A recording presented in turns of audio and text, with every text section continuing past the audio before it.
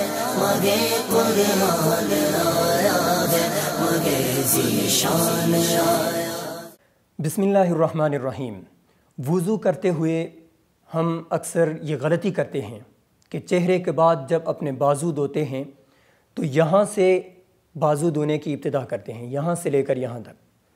لیکن قرآن کریم میں اللہ تبارک و تعالیٰ کا حکم ہے فَاغْسِلُوا أَيْدِيَكُمْ إِلَى الْمَرَافِقِ، کہ اپنے ہاتھوں کو کہنیوں تک دھو۔ ہاتھ کی ابتدا یہاں سے انگلیوں کے کونے سے شروع ہوتی ہے اور کہنیوں تک، یہاں سے لے کر یہاں تک دھونا ہے، لیکن ہم اکثر غلطی کرتے ہیں، یہاں سے ابتدا کرتے ہیں۔ اگر کوئی شخص کہے کہ میں نے شروع میں ہاتھ دھوئے، یعنی چہرہ دھونے سے پہلے میں نے ہاتھ دھوئے ہیں، تو اس کے لیے جواب یہ ہے کہ یہ مسنون طریقہ نہیں ہے، بلکہ مسنون طریقہ یہ ہے کہ ہر چیز کا اس کے وقت میں اس کو دھوئیں، اور بازو کے ساتھ ہاتھ کا دھونا یہ اس کا وقت ہے، اور یہی اس کی ترتیب ہے، اور ترتیب لازم ہے۔ لہٰذا بازو دھوتے ہوئے اپنے ہاتھوں کا دھونا کبھی نہ بھولیے۔